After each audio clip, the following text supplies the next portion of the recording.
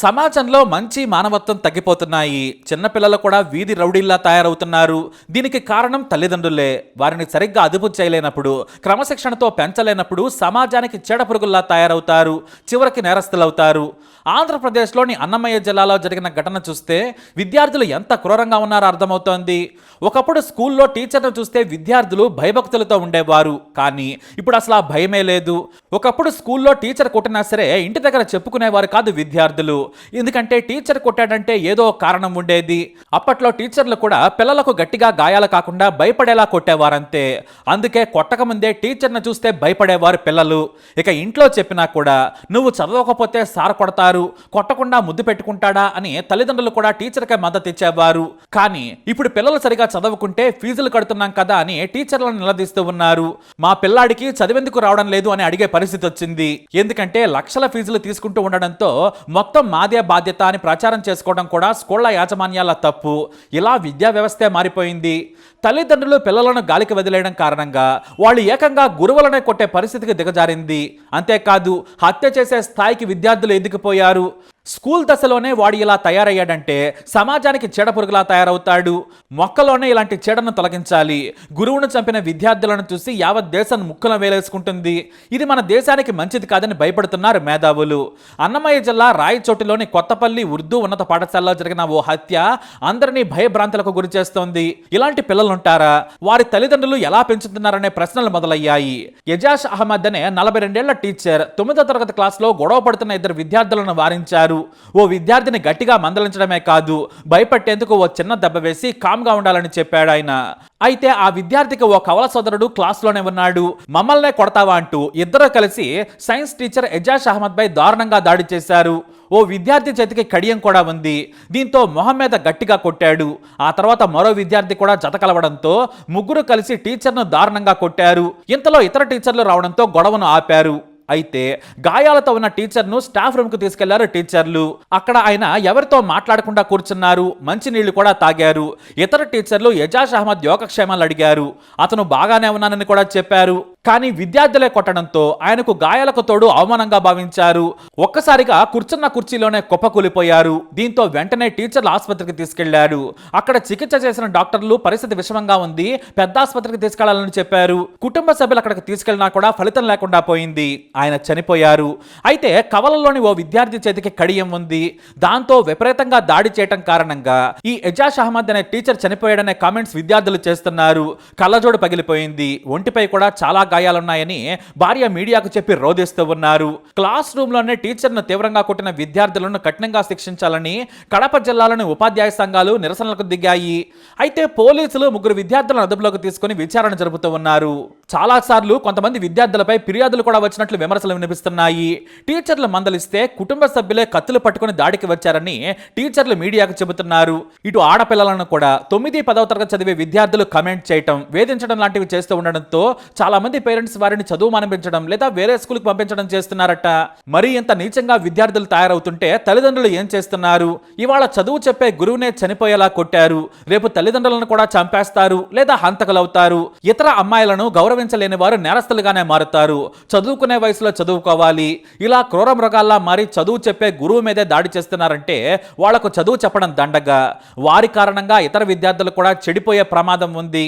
బాగా చదువుకున్న వాళ్ళు సమాజంలో గొప్ప పేరు తెచ్చుకుంటే ఇలాంటి మూర్ఖులు, చదువు విలువ తెలియని తల్లిదండ్రులు కూడా పిల్లలను దారిలో పెట్టకపోవడంతో పరిస్థితి విషమిస్తోంది.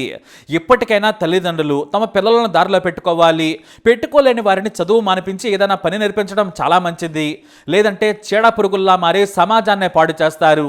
ఎందుకంటే ఇలాంటి నీచులే భోపాల్లో ఏకంగా ప్రభుత్వ స్కూల్ ప్రిన్సిపల్ను కాల్చి చంపేశారు. ఇలా టీచర్లను చంపుతున్న వెధవలను అసలు ఏమనాలి? వారి తల్లిదండ్రులను ఏమని తిట్టాలి?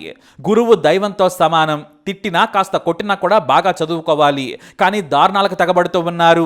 మధ్యప్రదేశ్ చిత్రపుర జిల్లాలోని దమేరాలో ప్రభుత్వ ఉన్నత పాఠశాల ఉంది. ఈ స్కూల్ ప్రిన్సిపల్ ఎస్కే సక్సేనా. గత 5 ఏళ్లుగా స్కూల్ ప్రిన్సిపల్ గా పనిచేస్తున్నారు ఆయన. ప్రభుత్వ బడికి పేదల పిల్లలే వస్తారు. వారికి గొప్ప పాఠాలు చెప్పి విద్యాబోధన చేయాలని తప్పించేవారు ఆయన. విద్యార్థులే కాదు, టీచర్లు కూడా సరిగ్గా పాఠాలు చెప్పకపోతే మందలించేవారు. చాలా స్ట్రిక్ట్ గా ఉండేవారు ఆయన. అయితే స్కూల్లో 1 నుంచి 12వ తరగతి వరకు ఉంది.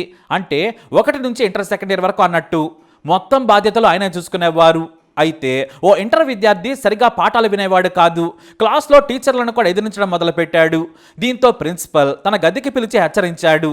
పద్ధతిగా చదువుకోవాలి, లేదంటే టీసీ తీసుకుని వెళ్ళిపోమని చెప్పాడు. మరోసారి ఇలాంటి ఫిర్యాదు వస్తే మీ పేరెంట్స్ని తీసుకుని వస్తే అనుమతిస్తానని చెప్పాడు ప్రిన్సిపల్. దీంతో సదరు కుర్రాడు ప్రిన్సిపల్ పై కోపం పెంచుకున్నాడు. ఇక అంతకు ముందే క్లాస్ రూమ్ లోనే 2-3 సార్లు ప్రిన్సిపల్ ఇతర విద్యార్థుల ముందే వార్నింగ్ ఇచ్చాడు కూడా. అయినా ఆ విద్యార్థి మారలేదు. దీంతో పగ పెంచుకున్న ఆ సదరు స్టూడెంట్ ఏకంగా ప్రిన్సిపల్ను చంపేందుకు ప్లాన్ చేశాడు. మరో విద్యార్థితో కలిసి ఓ నాటు తుపాకీ కొన్న విద్యార్థి ప్రిన్సిపల్ను హత్య చేసేందుకు పలుమార్లు ప్రయత్నించాడు. కానీ వీలు కాలేదు. అయితే డిసెంబర్ 5న మధ్యాహ్నం 1:30 సమయంలో లంచ్కు ముందు బాత్రూమ్కి వెళ్ళాడు ప్రిన్సిపల్. ఆ సమయంలో అక్కడ ఎవరూ లేరు. ఇక బాత్రూంలో క్లాస్ రూమ్కి కాస్త దూరంలో ఉంటాయి. దీంతో అక్కడ కాపు కాసిన విద్యార్థి బాత్రూమ్ నుంచి ప్రిన్సిపల్ బయటకు రాగానే అతి దగ్గర నుంచి తలలోకి కాల్చాడు. అంతే, పాపం అక్కడికక్కడే చనిపోయాడు ఆ ప్రిన్సిపల్. ఆ తర్వాత ప్రిన్సిపల్ జేబులోని బైక్కి తీసుకొని పక్కనే పార్క్ చేసిన బైక్ మీద ఇద్దరు పారిపోయారు. ఈ నీచల కోసం పోలీసులు గాలింపు చర్యలు చేపట్టారు. విద్యార్థులు స్కూల్లో కాలేజీలో బుద్ధిగా ఉండాలి. అలా ఉండలేనప్పుడు చదువు మానేయడం చాలా మంచిది. లేదంటే ఇలాంటి పగలు ప్రతీకారాలు తీర్చుకుంటే వాళ్ళ జీవితాలే నాశనమవుతాయి. అంతేకాదు ఆ స్కూల్లో ఉన్న విద్యార్థుల భవిష్యత్ అంతా కూడా ఆ సంఘటనపై ఆధారపడి ఉంటుంది. ఒకసారి జైలుకు వెళ్ళి వస్తే అంతే సంగతులు. ఆ కష్టాలు తర్వాత తెలుస్తాయి. ఈ చిన్న వయసులో దాని పర్యావసనాలు తెలియవు. సినిమాలు చూసి సోషల్ మీడియా ప్రభావంతో స్టూడెంట్స్ ఇలా చిన్న వయసులోనే సైకోల్లా మారుతున్నారు. వీరు ఇలా మారడానికి కారణం తల్లిదండ్రుల బాధ్యతారాహిత్యమే.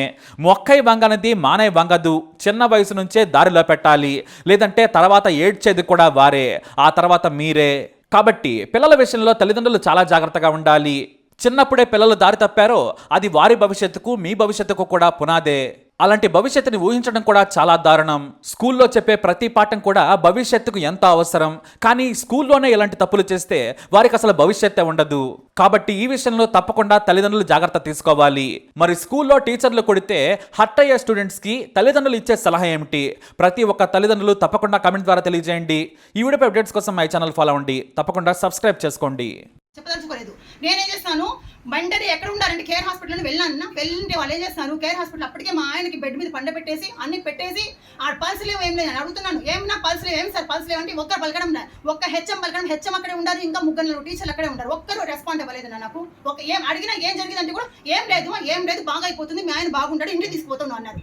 చివరికి నాకు ఏం చేస్తారు, అంబులెన్స్ ఎక్కి పంపించారు. నాకు మళ్ళీ తెలిసిన ఇన్ఫర్మేషన్ ఏంటంటే క్లియర్ గా అక్కడ పిల్లలు 3 కలిసి వాళ్ళు ఏం చేస్తారంటే ఒక పిల్లోడు ఇక్కడ తంటే ఇక్కడ కొట్టే ఆయన తప్పించుకొని వస్తే ఒక స్పెట్స్ తీసేసి కళ్ళ అద్దాలు తీసేసి ఒక పిల్లోడు వెనకాల నుంచి అంటే స్టెప్ దొల్లుకుండా కిందికి వచ్చి హార్ట్ స్ట్రోక్ వచ్చేసి అక్కడే కూర్చున్నారంట వామిటింగ్ చేసుకొని.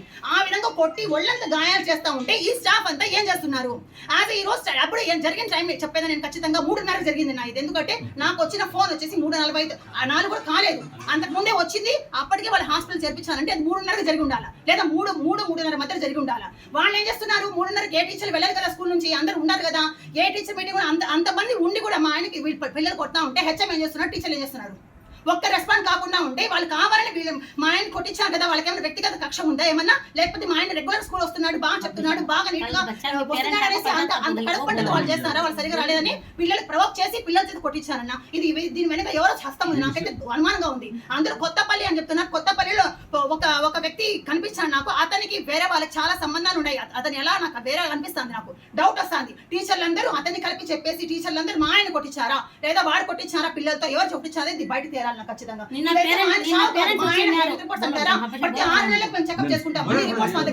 మాకు పిల్లలు లేరు. ప్రతి నెల ప్రతి 6 నెలలకి ఒక బీపీ లేదు, షుగర్ లేదు, డయాబెటీస్, తర్వాత హార్ట్ లేదు, థైరాయిడ్ లేదు, బ్యాడ్ కొలెస్ట్రాల్ లేదు, చెడు అలవాటు సిగరెట్ అలవాటు లేదు, తర్వాత బీడీ అలవాటు లేదు, తాగే అలవాటు లేదు, ఒక గుట్ట పానపరా ఎటువంటి చెడు అలవాటు లేదు. మా ఆయన 5 పూటలు నమాజ్ పెడతాడు. మక్కాకు వెళ్ళొచ్చాం మేము మొన్న 2 నెలల క్రితం. ఇట్లాంటి మనిషిని కొట్టించానంటే వాళ్ళకి ఏదో మొత్తంగా వాళ్ళకి టీచర్లందరూ మూకంబడిగా కలిసి కొట్టించారు. ఇప్పుడు డిప్యూటీ ఏమంటున్నారు, లేదు హార్ట్ అటాక్. ఆయన ఎట్లా తెలుస్తున్నా హార్ట్ అటాక్ అనేది ఆ సార్ తెలిసి ఎట్లా తెలుస్తుంది? ఆ సార్కి వాళ్ళు ఎట్లా ఇస్తారన్నా, టీచర్స్ ఎట్లా ఇస్తారు హార్ట్ అటాక్ అని?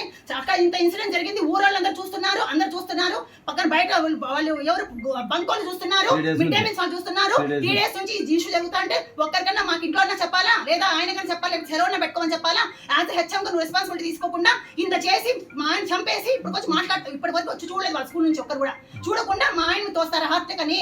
ఇది ఎక్కడ ఏమన్నా మీరే చెప్పండి. టీచర్ల లోకానికి, ఉపాధ్యాయ లోకానికి మీరు సిగ్గుచేటు కదా. మీరు అంటే పనులు చేయడం ఒక హెచ్ఎంగా ఉండి, సాటి ముస్లింగా ఉండి ఏదైనా పని చేసేది పిల్లల్ని మీరు రెచ్చగొట్టి క్రిమినల్స్ చేస్తున్నారా? టీచర్లను చెడగొట్టడానికి, టీచర్ని చంపడానికి. ఇది ఎక్కడ న్యాయమో? పిల్లలు తల్లిదండ్రులు వస్తే మాట్లాడితే పిల్లలు తల్లిదండ్రులు మాట్లాడాలా? మీ పిల్లలు సక్రమం చేసుకోవాలి, తీసి ఇచ్చి పంపిస్తామని చెప్పాలా? లేదా టీచర్కి ఏం చెప్పాలా? నువ్వు సెలవు పెట్టుకొని పోయా, నేను డ్యూటీ మాట్లాడాలని చెప్పాలా? అని చెప్పకుండా టీచర్లు అందరికి మాట్లాడి కలిసి మా ఆయన చంపేస్తారా? ఏం న్యాయం అండి? వచ్చి చూడమని చెప్పండి. ఎవరు వస్తారండి? మేము వాళ్ళు వచ్చి దీన్ని చూసే వరకు నేను మా ఆయన నేను బయటకు తీయను. నేను వాళ్ళు వచ్చి చూడాల్సింది. వాళ్ళు వచ్చి ఖచ్చితంగా డిఓ వస్తారో, డిప్యూటీ డిఓ వస్తారో, వాళ్ళు ఏమొస్తారు, హెచ్ఎంలు. వాళ్ళ హెచ్ఎం నుంచి ఆ స్కూల్ టీచర్లు అందరూ కూడా తప్పించుకోవడానికి, బతికి బయటపడడానికి మా ఆయన మీద హార్ట్ లక్స్ అబద్ధాలు చెప్తారా? వచ్చి మా బంధువులు ఎంతమంది ఉండాలో, వాళ్ళ అక్క చెల్లెలు, అన్నదమ్ములు, మా అమ్మ మా చెల్లెలు ఎంతమంది ఉంటారు, వీళ్ళు ఎంతమంది, అందరికి అడగండి. ఏ రోజైనా మా ఆయనకి ఒక జ్వరం కానీ, ఒక హార్ట్, ఒక స్ట్రోక్ కానీ, ఎప్పుడైనా షుగర్, బీపీ కానీ ఏ రిపోర్ట్స్ తో మా ఆయన బాధపడినట్టు చూడమని చెప్పండి. రెగ్యులర్ గా వాకింగ్ వెళ్తాడు, 1 గంట వాకింగ్ వెళ్తాడు. ఏ చెడు అలవాటు లేవు. ఎట్లా వస్తుంది నా హార్ట్ స్ట్రోక్? నేను ఎంప్లాయీగా, నేను ఎడ్యుకేటెడ్ ఉమెన్ గా నేను మా ఆయన హెల్త్ గురించి ప్రతిరోజు కేర్ తీసుకుంటాను నేను.